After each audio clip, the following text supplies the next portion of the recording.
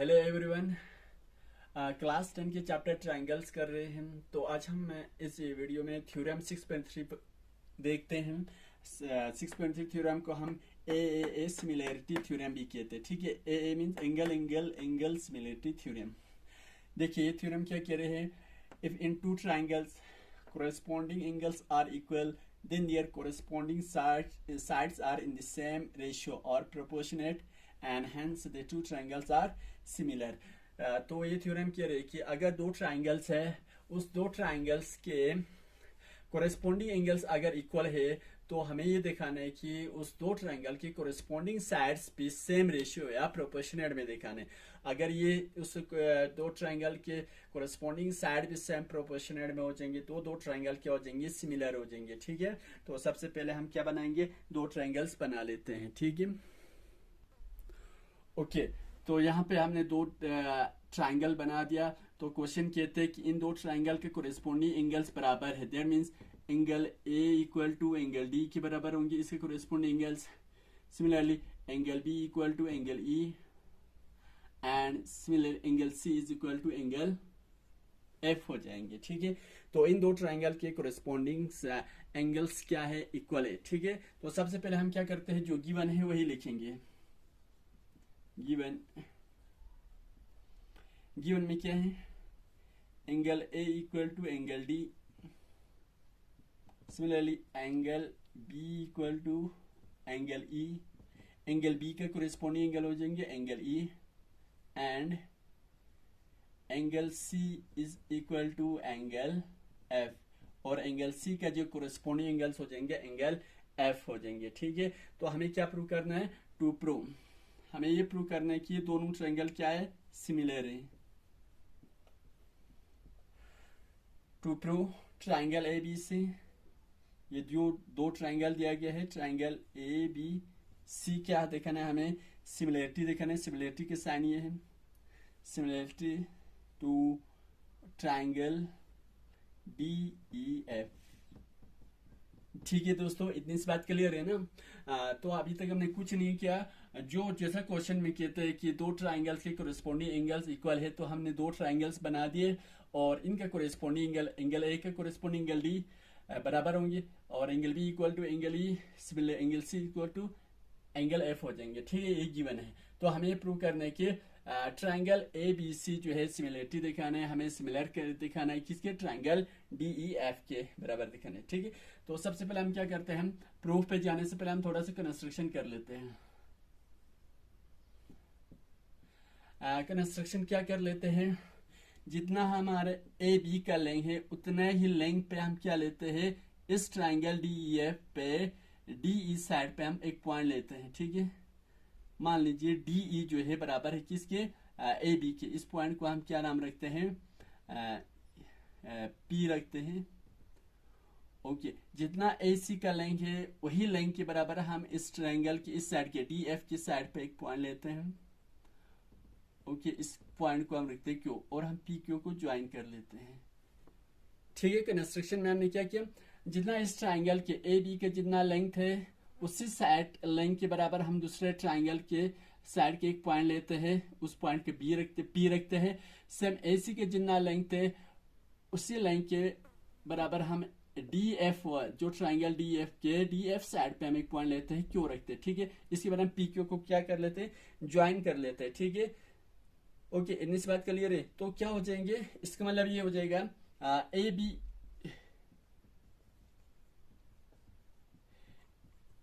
B equal to, तो ए B equal to बराबर हो जाएंगे ए बी लेंथ जो बराबर हो जाएंगे डीपी। सिमिलरली ए सी साइड जो बराबर हो जाएंगे इस ट्रायंगल के डी क्यू के बराबर। ठीक है, इतने से क्लियर है यहां तक। ओके, चलो हम प्रूफ में जाते हैं। ठीक है, कंस्ट्रक्शन हमने क्या किया, ए बी लाइन के बराबर हम क्या करते हैं, एक पॉइंट लेते हैं उस दूसरे ट्रायंगल डी ई एफ पे डी ई के साइड पे पी रखते हैं और ए सी का जो लेंथ है वही लेंथ के बराबर हम डी एफ पे एक पॉइंट लेते हैं क्यू और पी क्यू को हम ज्वाइन कर लेते हैं। ठीक है, ओके, इसका मतलब ये होगा ए बी जो बराबर हो जाएंगे डी पी के बराबर और ए सी लेंथ जो बराबर हो जाएगा ये साइड जो है इस ट्रायंगल के डी क्यू के बराबर हो जाएंगे। ठीक है, ओके। चलिए हम प्रूफ कर लेते हैं। प्रूफ में देखिए, प्रूफ हम करते हैं ट्राइंगल ए बी सी और डी पी क्यू में। In triangles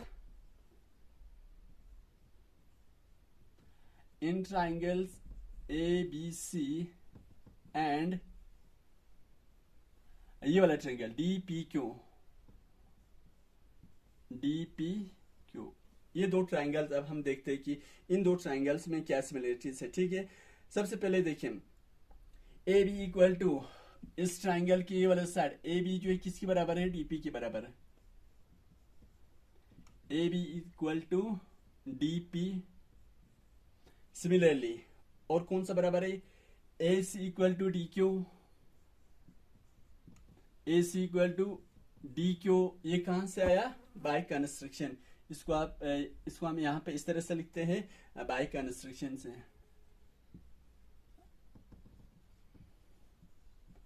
by construction.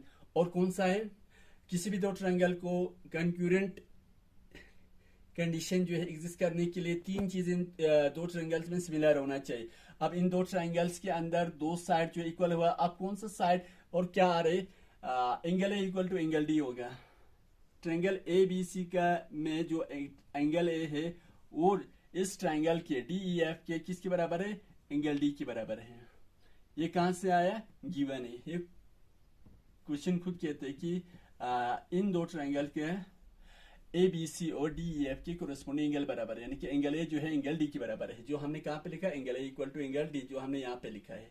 ठीक है, अब क्या होगा, तो ये दो ट्रायंगल्स के अंदर ए बी सी और डी पी क्यू के अंदर ए बी जो है डी पी के बराबर है और ए सी डी क्यू के बराबर है। एंगल ए जो है एंगल किसके बराबर, एंगल डी के बराबर है। तो बाय ये दो ट्रायंगल क्या हुआ, बाय दो साइड और एक एंगल है, तो by side angle side criterion, by side angle side criterion के हिसाब से ट्रायंगल ए बी सी कंक्यूरेंट है ट्रायंगल किसके, D P Q. Triangle D P Q की क्या है, कंक्यूरेंट है। साइड एंगल साइड क्राइटेरियन के हिसाब से ट्रायंगल ए बी सी क्या है, कंक्यूरेंट है ट्रायंगल डी पी क्यू की। ठीक है, ओके। इसके बाद मैं थोड़ा सा रफ कर लेता हूं।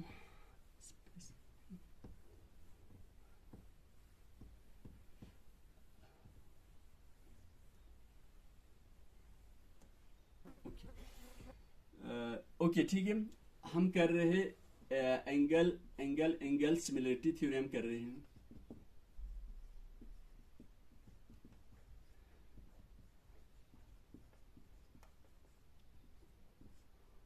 ओके, अगर इन दो ट्रायंगल्स का, ये दो ट्रायंगल अगर कंक्यूरेंट हो जाते हैं, अगर ये दो ट्रायंगल जो है क्या होते हैं, कंक्यूरेंट होते हैं, तो एंगल बी जो है किसके बराबर होंगे, एंगल बी जो है एंगल पी के बराबर हो जाएंगे। Angle B equal to angle P. ये वाला ट्रायंगल ए बी सी जो है डी पी क्यू की कंक्यूरेंट है, तो एंगल बी का कोरेस्पोंडिंग एंगल कौन सा होगा, एंगल पी हो जाएगा। तो एंगल बी जो है एंगल पी के बराबर होगा। ठीक है, किसके हिसाब से, ये हो जाएगा by corresponding parts of congruent triangle. अगर दो ट्रायंगल्स का कंक्यूरेंट हो जाए तो उन दो ट्रायंगल्स के कोरेस्पोंडिंग पार्ट्स भी क्या होते हैं, इक्वल हो जाते हैं। ठीक है, तो angle B equal to angle P. But लेकिन एंगल बी जो है किसके बराबर है, एंगल बी जो है एंगल ई के बराबर है। कैसे, गिवन है, क्योंकि क्वेश्चन खुद कहता था कि जो है इस ट्रायंगल के, दो ट्रायंगल की कोरेस्पोंडिंग एंगल बराबर है, तो इसका मतलब है कि एंगल बी जो है एंगल ई के बराबर था, ये गिवन था। सो क्या हो जाएगा फिर, एंगल बी एंगल पी के बराबर हुआ यहाँ पे, और एंगल बी जो है एंगल ई के भी बराबर आया। तो एंगल पी जो है कॉमन सेंस की बात है कि ऑब्वियसली एंगल पी जो equal to angle E, angle P जो है एंगल ई के बराबर हो जाएंगे। Angle E equal to angle P, ये दो एंगल्स, इस ट्रायंगल के दो एंगल्स क्या हो जाएंगे, बराबर हो जाएंगे। ठीक है, अब यहां देखें, ये कब होता है? फॉर एग्जाम्पल ये लाइन है, दो लाइन में ऐसे दिखाता हूँ और इनका ट्रांसवर्सल है, एक एंगल अंदर है और दूसरा एंगल कहाँ पे? बाहर है। सेम यही यहाँ पे केसेस है। इन दो एंगल्स को, अगर ये दो एंगल बराबर हुआ तो इन दो एंगल्स को क्या कहते हैं हम? कोरेस्पोंडिंग एंगल्स कहते हैं। Corresponding angles.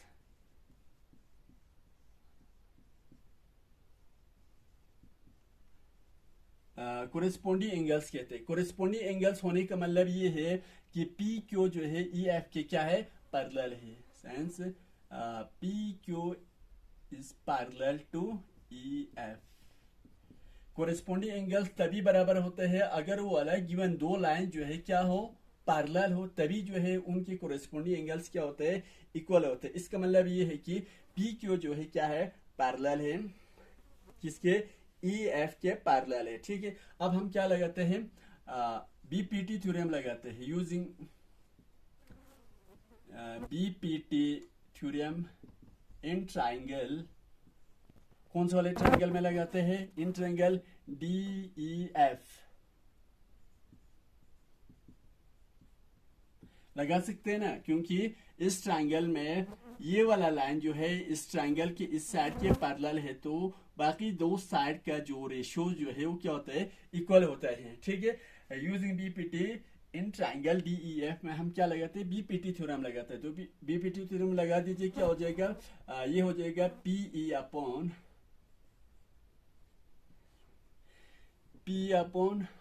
पीडी या डीपी, पीडी का और डीपी का हो सेम है, इक्वल टू किसके बराबर हो जाएंगे? F Q by D Q. F Q by D Q. ठीक है, ये कहां से आया? ये बाय बीपीटी। ये आ गया हमारे पास बीपीटी थ्योरम के हिसाब से, क्योंकि बीपीटी थ्योरम कहते हैं कि अगर किसी ट्राइंगल्स में एक कोई लाइन जो है उस ट्राइंगल के एक साइड के पैरेलल हो तो बाकी जो दो साइड्स है उन दो साइड्स का रेशियोज क्या होते हैं? इक्वल हो जाते हैं। ठीक है, अब मैं क्या करता हूँ? इन दोनों साइड पे 1 1 प्लस करता हूँ मैं इस तरह से, PE upon D P plus 1 करता हूँ इस पे भी, और F Q upon D Q इस पे भी मैं क्या करता हूँ? 1 प्लस करता हूँ। ठीक है, ओके।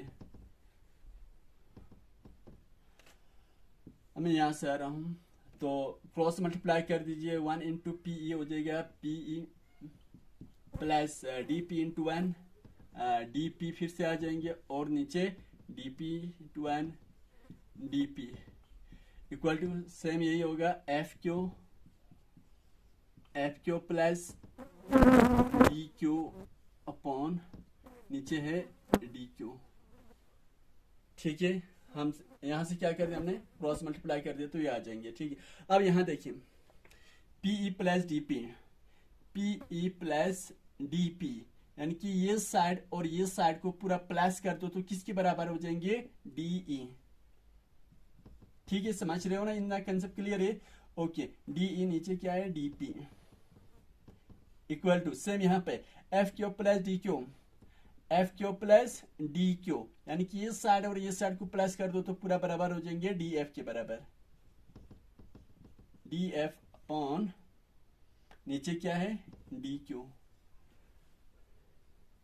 इतना समझ रहे हो? अब मैं क्या करता हूं? इसका मैं तो डी अपॉन क्या आया? D upon DP equal to D. ठीक है, अब मैं क्या कर रहा हूं? यहां देखिए डीई बाय डीपी किसके बराबर होता है? ना हमने जो पहले गिवन में लिखा था, डीपी जो है बराबर होता है ए बी के, क्योंकि जितना ए बी का लेंथ था वही लेंथ पे हमने कौन सा लिया था? इस डीपी वाले लाइन को लिया था। तो यही मैं लिखता हूं, डीपी की बदले पे मैं लिखता हूं ए बी इक्वल टू। ठीक है, इसी तरह से डी एफ कौन सा वाला है? D F upon D Q के बल्ले पे मैं क्या लिखूं? डी क्यू के बल्ले पे मैं क्या लिख सकता हूं? डी से लिख सकता हूं ना, सॉरी ए से लिख सकता हूं ना। क्यों? क्योंकि जो है जितना ए सी का लेंथ जो है लेंगे उतना हमने क्या रखा था? डी क्यू का भी लेंथ लिया था। ठीक है, इतना समझ रहे हो आप? ओके,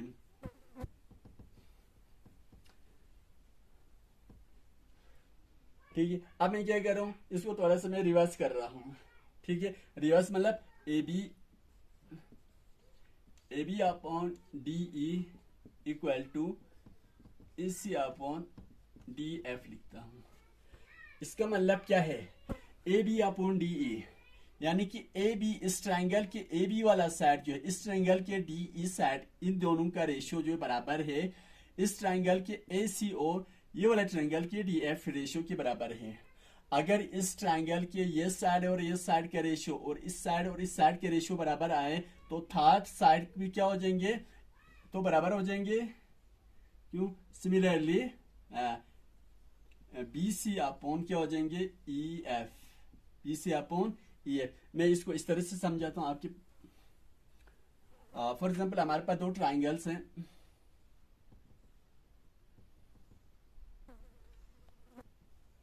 सपोज ये एंगल और एंगल बराबर है और ये एंगल और ये एंगल बराबर है, तो कॉमन सेंस की बात है कि ये जो थर्ड एंगल जो है ये दोनों भी आपस में क्या हो जाएंगे, इक्वल हो जाएंगे।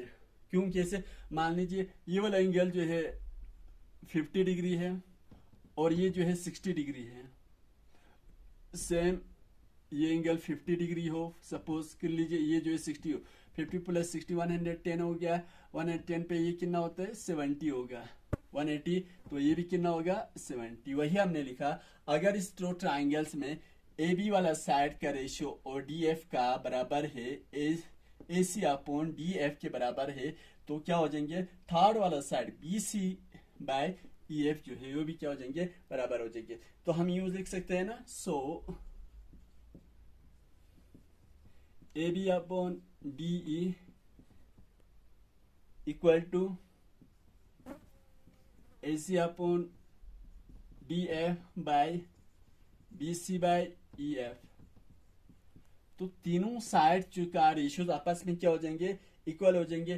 तीनों साइड्स अगर दो ट्राइंगल के तीनों साइड्स अगर रेशियो जो है, साइड्स जो है रेशियो या प्रोपोर्शनल में आए, इसका मतलब यह है कि ट्राइंगल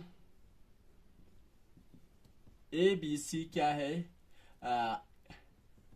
सिमिलर है, सिमिलरिटी से किसके, ट्राइंगल डी ई एफ के, डी ई एफ। ओके, तो यही दिखाना था हमें ए सिमिलरिटी थ्योरम में। अगर किसी दो ट्राइंगल के तीनों एंगल अगर कोरेस्पोंडिंग एंगल्स अगर इक्वल है, तो हमें ये दिखाना था कि उन दो ट्राइंगल के कोरेस्पोंडिंग साइड्स भी क्या दिखाना था हमें, रेशियो सेम या प्रोपोर्शनल में दिखाना था। ठीक है, तो यहाँ पे क्या आ रहा है, इन दोनों ट्राइंगल्स के जो साइड जो है, कोरेस्पोंडिंग साइड जो है किस में आ रहा है, प्रोपोर्शनल में आ रहे हैं। इसका मतलब ये है कि प्रोपोर्शनल में आने का मतलब ये है कि ट्राइंगल ए बी सी और ट्राइंगल डी ई एफ क्या है, सिमिलर है। ठीक है, तो आप यहाँ पे लिखेंगे हैंस प्रूव इट। थोड़ा सा लेंथी है, लेकिन लेंथी जरूर है लेकिन बहुत आसान है। आप थोड़ा सा कंसंट्रेट कर लीजिए, बहुत ही आसान है। होप कि आपको समझ में आए होंगे। Okay, thank you so much.